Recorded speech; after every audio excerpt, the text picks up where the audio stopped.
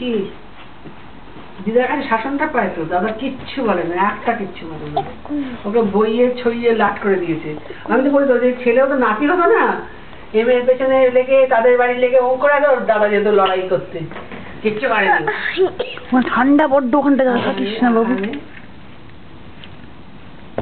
এই বাবু ঝুটির বাজনা তো হচ্ছে না আর বাবু।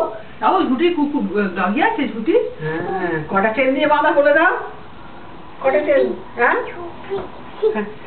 হ্যাঁ 3 4 এতগুলো চেন দিয়ে বাঁধা, 4টা চেন দিয়ে বাঁধা। চলো চলো ওঠো উপরে, চলে দি খাটে। হ্যাঁ চলো চলো চলো। কে তুলবে? দিদি? হ্যাঁ কেউ তুলবে না, আচ্ছা দিদি তুলবে। মা ওটা ওর বাবা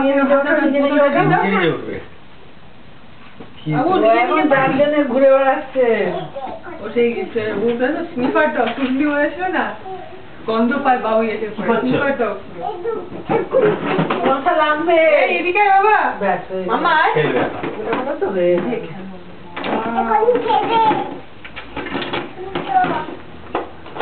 ওঠো ওপরে ওঠো।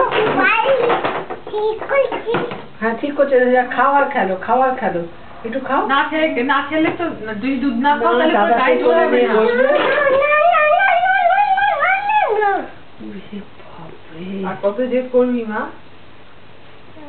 আর কত জেদ হবে? ঠিক আছে যা খুশি কর, যা খুশি কর। এখনই তোর এই অবস্থা, আর 14-15 বছর বয়সটা তো নেই, কি বলবো, মেনিবিড়াল হয়ে থাকতে হবে তোর সামনে।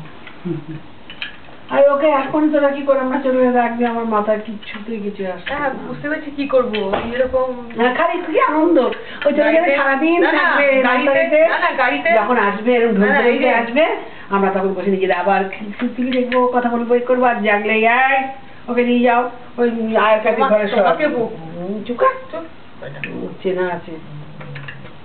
হ্যাঁ পেট খুলে আদর করবো একটু? আচ্ছা আচ্ছা আদর। মামা পেট খুলে দিচ্ছে,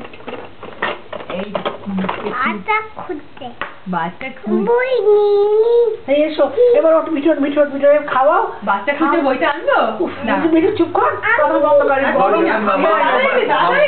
মামা খাওয়াটা মেনু। মামা